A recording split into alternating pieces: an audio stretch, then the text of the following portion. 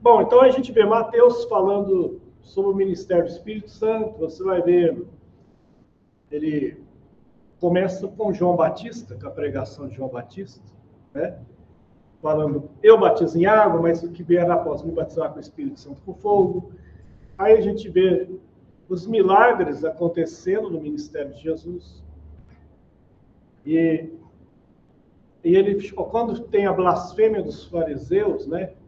Falando que ele expulsa o demônio por Beelzebub, ele fala, olha, aí ele começa a falar sobre a questão da blasfêmia do Espírito Santo, fala, eu expulso demônios pelo Espírito Santo, pelo poder do Espírito Santo. Essa frase de Jesus, eu expulso demônios pelo poder do Espírito Santo, é muito interessante. Por que é interessante? Porque quando a gente vai no livro de a carta de Paulo aos Filipenses, capítulo 2, a partir do versículo 1, tende em vós o mesmo sentimento que houve também em Cristo Jesus, que ele, sendo Deus, não teve por usurpação ser igual a Deus, antes se esvaziou e assumiu a forma de servo. Isso traz algo revelador para nós. Ou seja, Jesus é a segunda pessoa da Trindade, e ele se encarnou. Mas quando ele se encarnou, aí está o grande detalhe, o mistério da encarnação. O mistério, Paulo diz em 1 Timóteo 3, que é o mistério da encarnação. Jesus, ele se despiu, ele não utilizou, enquanto estava o seu ministério na terra, do poder dele como filho de Deus. Ele era a segunda pessoa da Trindade. Ele poderia usar o seu poder como filho de Deus. Mas Paulo fala que ele se esvaziou. Assumiu a forma de servo. Mas ele exerceu o poder, o ministério poderoso. Poder de quem que ele usava aqui? Aí que sabe, o próprio Jesus explica. Eu expulso demônios pelo poder do Espírito Santo. Ele utilizava o poder do Espírito Santo. Então, quando em Mateus 3, Jesus chega no Jordão, João Batista o batiza e naquele momento desce sobre ele em forma corpórea o Espírito Santo. É como se Jesus tivesse sido batizado com o Espírito Santo. Sem falar em línguas, né? Mas tivesse sido. Foi mais ou menos assim, foi uma experiência. Então ali se cumpriu uma profecia. Foi a partir dali que começou a fazer os milagres, né? A partir daí, porque a Igreja Católica tem nos livros apócrifos, falando que Jesus na infância fazia milagre. Pegava passarinho morto, ressuscitava ele, né? Fazia umas travessuras lá, mas isso é antibíblico. Isso aí foi escrito muito depois do cânon ter encerrado. A Bíblia não fala, a única coisa extraordinária que ele fez foi aos 12 anos, ele inquiriu sábios no templo e só. Mas não fez milagres. Ele inicia o ministério aos 30, né, que é quando geralmente iniciava o ministério sacerdotal. Mas aí, o que acontece? Ali, no batismo, estava cumprindo a profecia. Qual profecia estava cumprindo? Isaías, capítulo 11, versículo 2. Esses dias, um dos meus filhos, ele estava lendo Apocalipse. Ele começou a me perguntar, essa semana, sobre algumas figuras do Apocalipse. O Apocalipse é um livro que você tem que ler com muito cuidado, que ali tem coisa literal, mas tem muita coisa simbólica. Então ele falou, que são os 7 Espíritos de Deus. 7 Espíritos de Deus, né? Parece o Apocalipse. Só que o Apocalipse tem vários números. É uma numerologia grande ali. Então, o 7 vai aparecer muito. O 12 vai aparecer muito. O 12, inclusive, multiplicado, né? Por 2, 24 anciãos. Por 12, 144. O 1000 vai aparecer muito em Apocalipse. Aí eu expliquei para ele que não significa que Deus tem 7 espíritos. Ali é o único espírito de Deus. O problema 7 é o número de plenitude. Então, quando falo 7 espíritos de Deus, é o Espírito Santo na sua plenitude. E aí, é bom como a regra hermenêutica básica, né? Que a Bíblia interpreta a própria Bíblia. Alguém está com Bíblia aí? Leia, por favor, Isaías capítulo 11, versículo 2. Pode ler em voz alta. 11:2. Isaías 11, 2. O Espírito de Yahvé, o Senhor repousará sobre ele. O Espírito que dá sabedoria e entendimento. O Espírito que traz conselho e poder. O Espírito que proporciona um verdadeiro saber, o amor e o temor do Senhor. Isso é da Bíblia de Jerusalém? Não, essa aqui é da James. King Jerusalém. 11:2. Repousará sobre ele. Isso aí é qual? Corrigido, atualizado? O Espírito do Senhor repousará sobre ele. Espera aí. O Espírito do Senhor, agora começa a contar. O Espírito do Senhor repousará sobre ele. Vai. O Espírito de sabedoria e entendimento. O Espírito de conselho e poder. O Espírito de conhecimento e de temor do Senhor. Quanto deu? 7. É o Espírito Santo da sua plenitude. Aqui é o Espírito Santo? Isaías. E repousará sobre ele, falando do Messias, né? E repousará sobre ele o Espírito do Senhor, o Espírito de sabedoria. Quando se cumpriu isso? Quando Jesus entra no Jordão e é batizado por João e o Espírito Santo dele. Ali ele foi ungido, né? O meu nome Messias é ungido, o nome Cristo, Messias em hebraico, Cristo em grego é o ungido. Né? A unção.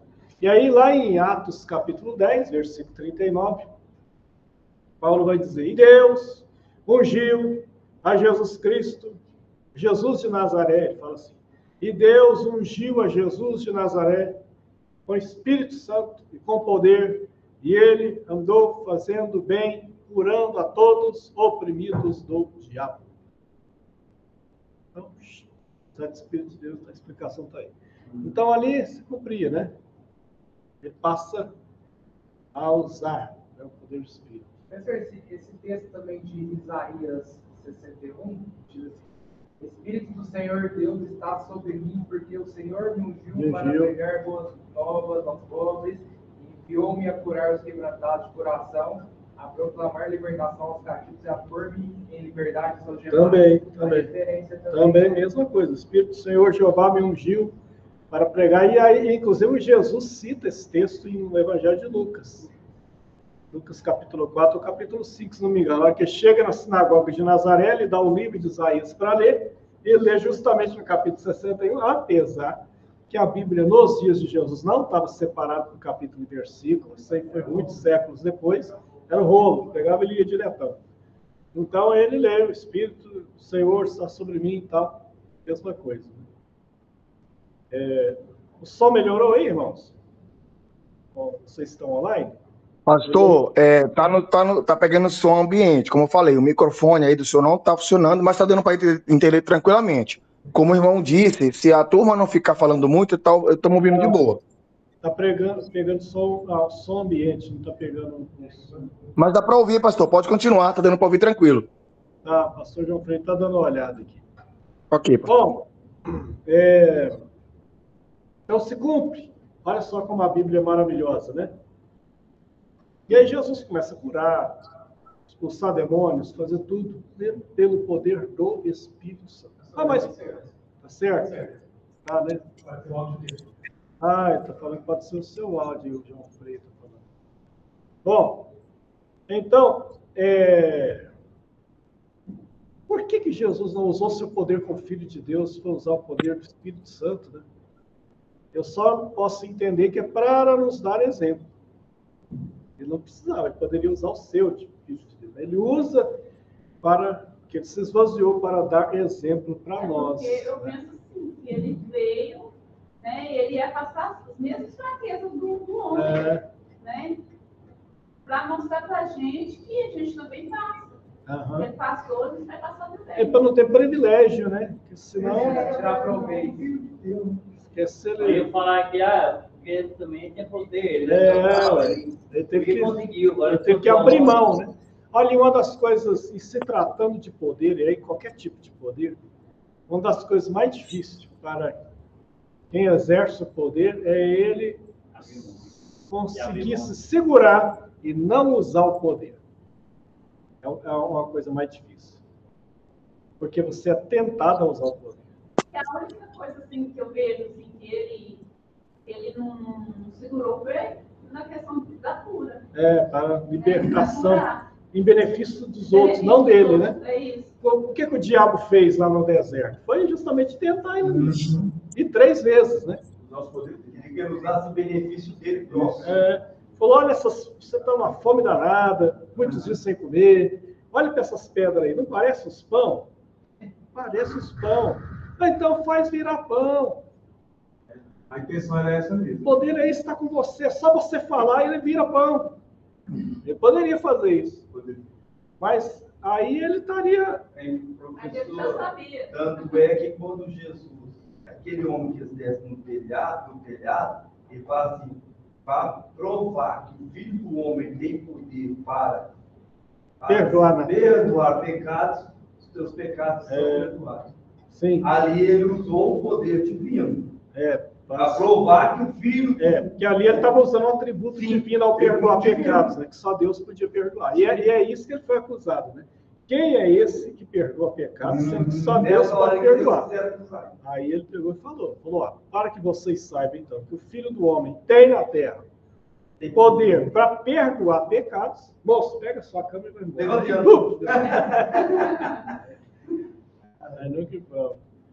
Então, foi um exemplo, né? Ele usava somente o poder do Espírito. E ele é tentado várias vezes, né? O diabo, durante o seu ministério, vai tentar, né? Quando ele pede para ele pular do pináculo, ali foi uma tentação terrível.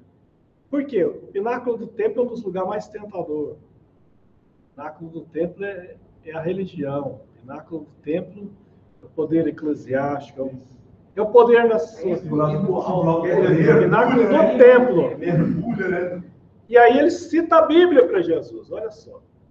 E ele cita o Salmo 91. Tem crente que é tão esotérico, vou dizer assim, místico, que chega, ó, irmão, você está passando aí muito coisa aí, você tem medo de alguns espíritos aí, ou então você está tendo pesadelo, pega o Salmo 91, abre a Bíblia no Salmo 91, põe debaixo do travesseiro.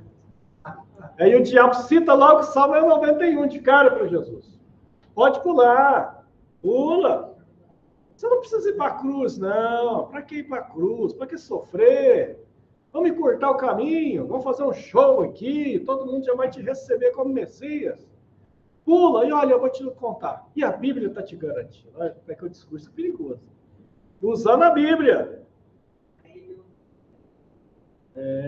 No Salmo 91 está escrito, aos teus anjos dará ordem a teu respeito, para que te segure e não tropece em nenhuma pedra. Você viu? É por isso que tem uma frase que diz que a Bíblia pode ser a mãe de todas as heresias. O que é mentira, que a Bíblia não é mãe de heresia coisa nenhuma. Mas a interpretação que se faz da Bíblia pode ser mãe das heresias, sim. A má interpretação. A má interpretação dela. Aí faz todo tipo de... É um perigo você pregar um versículo isolado, ou você ler só para sua meditação um versículo isolado. Você tem que sempre ler a Bíblia, você lê o texto e contexto dele. Se ler o versículo só, ele escreve uma mensagem, só com aquele versículo. Só aquele versículo. Você tem que ler o texto e contexto. Então, ele falou que estava estudando Deus, ele estava lendo a Bíblia e Deus não viu tudo aquilo. E aí Jesus chega e fala para ele, olha, não tem... O que Jesus fala? Porque ele estava perguntando a Deus, usando a Bíblia. Ou não, também está escrito, não tentarás o Senhor teu Deus. Por que que... Onde foi o pega do diabo ali? Ele fez um peguinho super sutil. Ele citou o versículo. Mas a interpretação do versículo estava errada. Ele falou, pula, que está escrito, aos seus anjos dará ordem. Ele estava falando, quer dizer, dá ordem para os anjos. O que ele quis falar para Jesus foi isso. Mas ali, Jesus lembra ele, falou, mas aqui eu estou como homem. O que está escrito lá não é isso aí falando para dar ordem para anjo, não. O que está escrito lá é ele, aos seus anjos, só Deus pode dar ordem para os anjos. Quem dá ordem para anjo é Deus. Vai ter uns malucos aí que andam dando. Tem pregador aí nos gideões missionários que atende o telefone no púlpito. Para aí, irmãos. Gabi, uma intimidade, é o anjo Gabriel.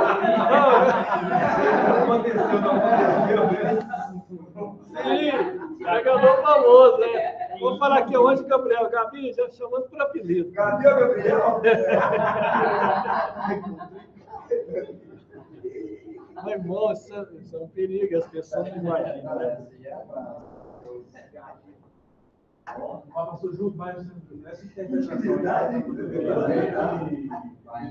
de palavra aí, Jesus também já conhecia o diabo também. Sim, claro. Ele veio de lá, né? Os dois vieram de lá. Só que um veio caído, veio expulso, né? E o outro veio enviado. Então, ele sabia com quem ele estava conversando.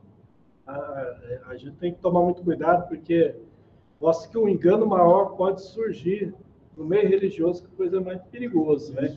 E usando a Bíblia. Porque o maior perigo do diabo, quando ele mais... Você já viu a igreja satânica? Ela existe, mas não é tanto adepto assim, em termos de, considerando a população mundial, a quantidade. É pouco. Por quê? Porque quando ele se apresenta como ele assusta. Ele não gosta de se apresentar como ele é. Paulo diz que ele gosta de se fingir de anjo de luz. É o jeito que ele mais gosta. Né? Então, ele não vai usar ele não usa o nome dele, sabia disso? Ele gosta de usar o nome de Deus. O jeito que ele mais gosta de enganar é usar o nome de Deus, de Jesus. Pensando que é Deus, mas ali é uma obra do diabo em nome de Deus. E ele é tão cara de pau que ele tentou fazer isso até com o próprio Jesus Cristo. Nem poupou nem ele. Então, é um perigo. Bom, mas Jesus não usa o seu poder, não pula, não faz as pedras virar pães, né? Ele vai ser tentado várias outras vezes, né, a fazer alguma coisa que, na hora da crucificação, ele vai ser tentado a resistir. Aí ele dá só uma demonstraçãozinha do poder dele, né? Só João que relata isso. Na hora que eles vêm para prendê-lo, ele fala, quem vocês estão buscando? Jesus Nazareno. Ele fala, sou eu. Eles, pum, pede a cruz. Cai todo mundo. Aí levanta meio tonto. Fala, vocês estão procurando quem? Jesus Nazareno. Já disse, sou eu novamente, eles caem. Aí a hora que ele para de fazer isso, eles vêm e prendem. Aí Pedro saca a espada, corta a orelha, aí ele cola a orelha do soldado e fala para Pedro, Pedro, para com isso. Se eu quisesse, eu orava agora ao Pai, ele mandava 12 legiões de anjos. Não era esse o objetivo. O objetivo é que ele tinha que ir para a cruz, né? O diabo queria fazer justamente o contrário, evitar que ele fosse para a cruz. Então Jesus usa o seu poder, curando enfermos, expulsando demônios, libertando pessoas, ressuscitando mortos, né? O poder do Espírito Santo. E começa já a falar para os discípulos que estava dando autoridade para eles, estava dando poder para eles. Mas nem sempre eles davam conta de utilizar a fé para acionar tudo isso, né? Tinha hora que ele tinha que falar, vocês estão com pouca fé, por que vocês não conseguiam fazer isso? Não, vocês tiveram pouca fé. E ele ficou discipulando eles durante 3 anos e meio. 3 anos e meio, Jesus discipulando aqueles discípulos.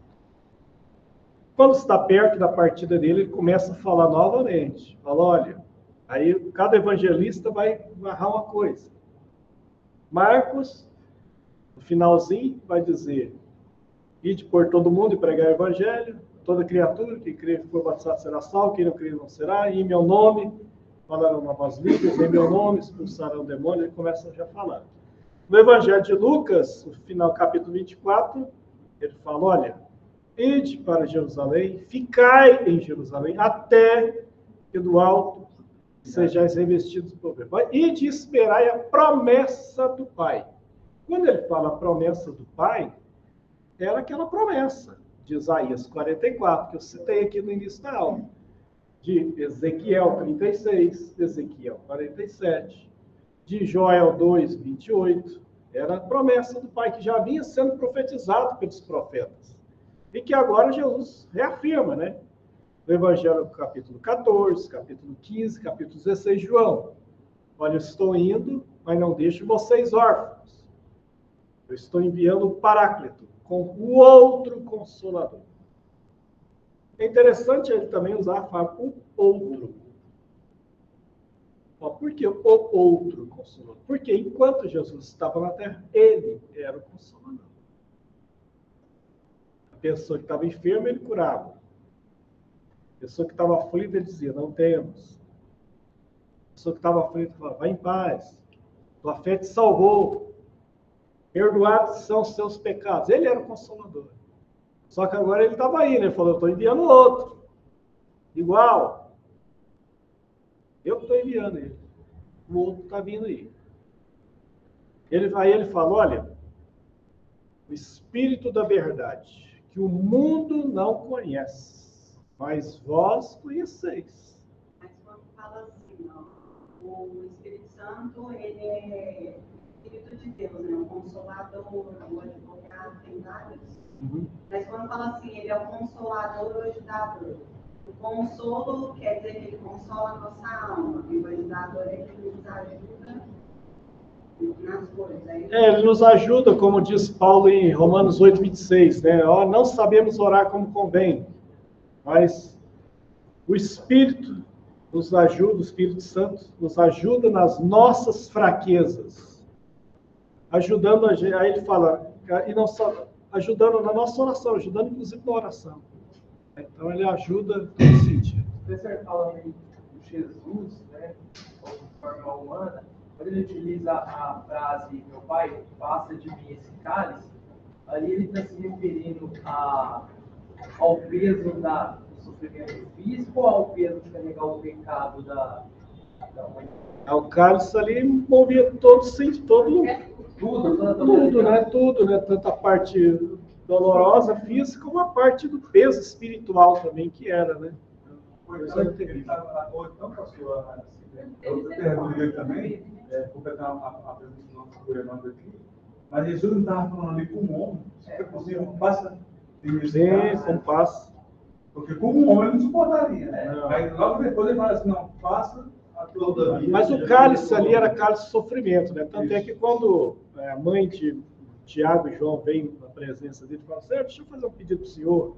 Permite que o teu reino, meus filhos, assentem a tua direita e a tua esquerda. Ele falou, olha, assentar a minha direita e esquerda é o Pai que determina. Mas deixa eu perguntar para vocês, vocês podem ser batizados com o batismo que eu sou batizado? E eles, sem saber o que estava falando, falaram, podemos. Ele falou, vocês podem beber o cálice que eu vou beber? Podemos. Falou, vocês vão ser batizados com o batismo que eu sou batizado e até vão beber o cálice também, mas sentar à minha direita e esquerda compete ao Pai. Por quê? Realmente eles foram batizados e foram todos eles martirizados, né? Todos martirizados pela fé. Mas quer dizer, eles falaram uma coisa sem nem saber o que estavam falando, né? Pastor, o Pai, o Filho e o Espírito Santo não se separam, né? Como assim?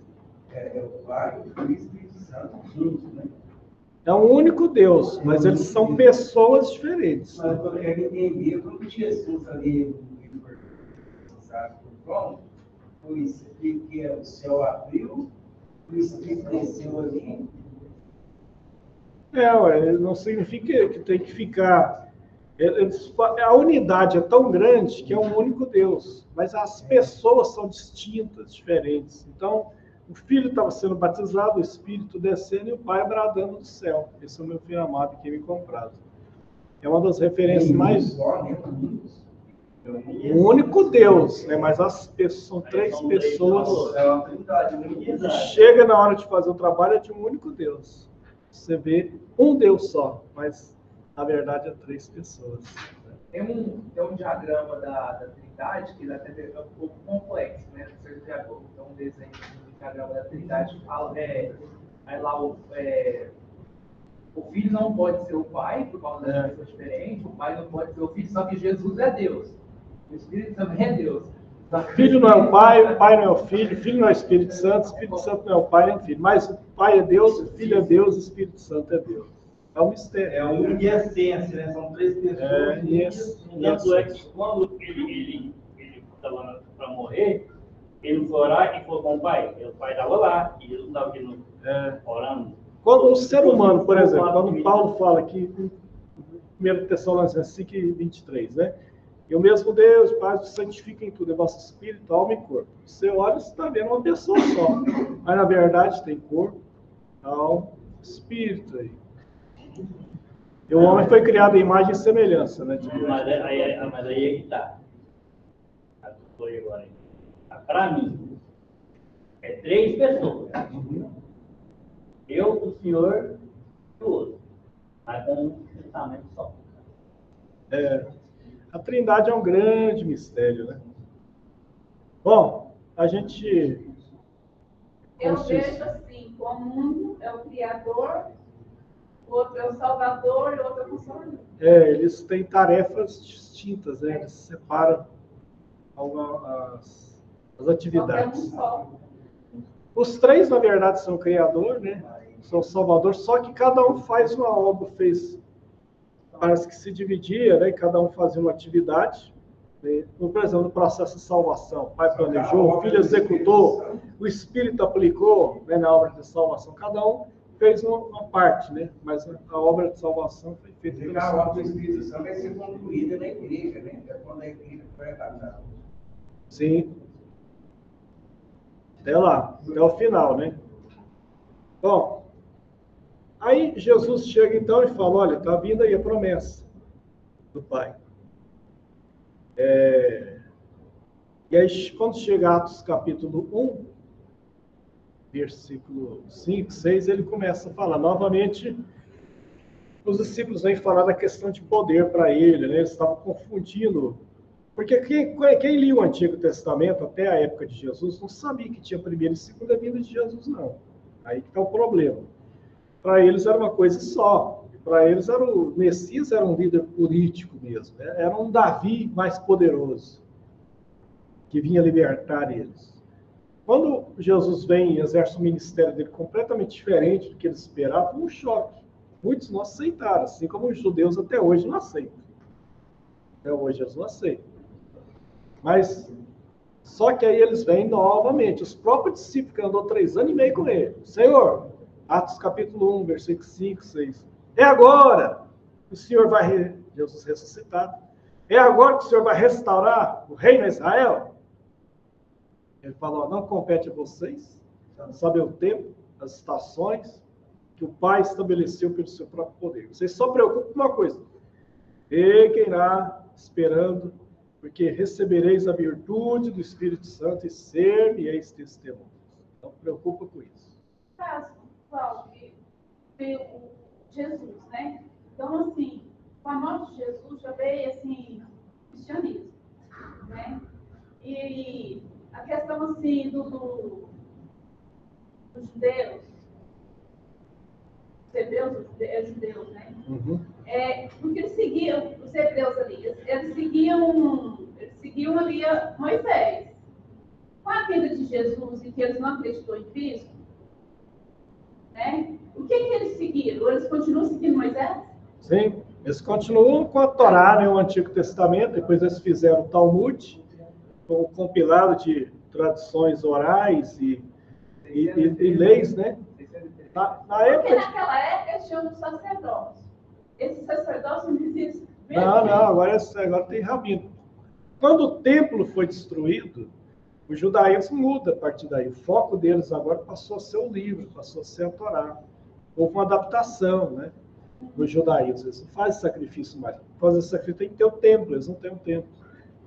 Então, hoje o foco deles é na Torá, né, no Talmud, mas nas leis. Estão aguardando a restauração do templo para eles darem isso. Aí sim, aí quando eles falam assim, quando o templo foi restaurado, aí volta os sacrifícios. Aí volta a ordem sacerdotal, volta tudo. Enquanto não tem, eles ficam focados mais nisso. Mas aonde que aonde vai ser construído o templo, tem, acho que tem uma mesquita lá. Não, onde era o templo de Salomão e de Herodes, hoje é a mesquita de Omar e a de Al-Aqsar, né? É o mesmo nome da rocha. É o Domo da Rocha, e ali fica junto com a mesquita de Al-Aqsar. Ali, se derrubar aquelas mesquitas ali, é a Terceira Guerra Mundial. Deflaga a Terceira Guerra Mundial se derrubar aquelas mesquitas. Vai mesquita lá, não tem jeito, né? Mas ali já, outra escatologia, deixa eu falar. Ela só com terremoto. Bom, então Jesus falou, olha, esperem o poder do Espírito Santo. E é isso que aí sim, a partir de Atos dos Apóstolos, vai acontecer o Pentecoste e a história da igreja. Aí que a gente entra novamente no foco que a gente está falando, a teologia pentecostal na igreja, né? Mas era importante falar sobre a pneumatologia, como a gente falou, no Antigo Testamento, no ministério de Jesus